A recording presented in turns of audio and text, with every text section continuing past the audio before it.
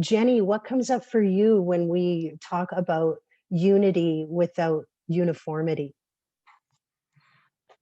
So much. It resonates so deeply how it's just, we're just human. And also what is normal. So what comes to my mind is the fact that it is the fact that we are all unique. That is what unites us. Like it is our uniqueness that unites us, because that's something that we all have in common. So, and also like in our workplace, for example, I know how difficult it can be, for example, if you are a very goal-oriented person to understand like the values of the process-oriented, the relationship-oriented people, for example. But just to create an image, imagine that all of us were goal-oriented. Like we would not be very happy in each other's company. Like we wouldn't even want to go to work because there's no pleasantness in connecting. And if all of us were just relationship oriented, then we would just sit around and have Swedish fika and coffee all of the freaking time, and we wouldn't really get anywhere. So like, it's like we know that we need everybody. We know that we need our differences.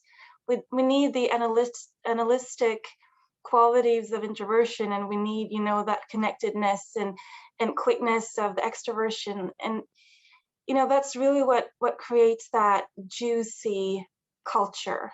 So I think for me, it just comes back to what you shared, Jennifer, on opportunity and seeing how it's in this juicy, the conflicts and the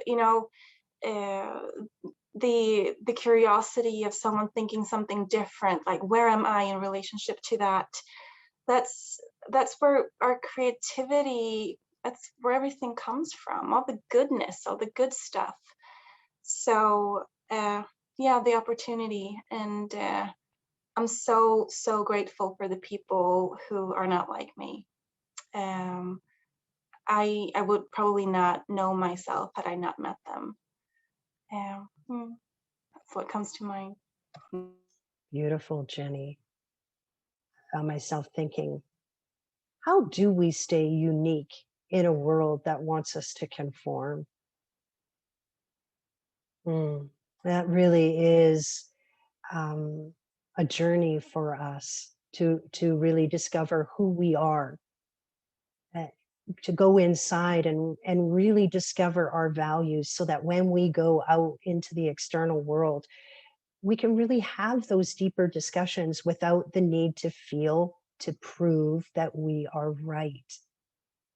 And when we can stand in our uniqueness, when we know ourselves well enough that we can stand in our truth, that's when we can show up in conversations and in situations without our armor on and without our mask on, and to kind of let go of that defensiveness a bit and really open ourselves up to being curious. Who is this other person sitting in front of me? Right? So often we're just so wired to make quick decisions based on what we see.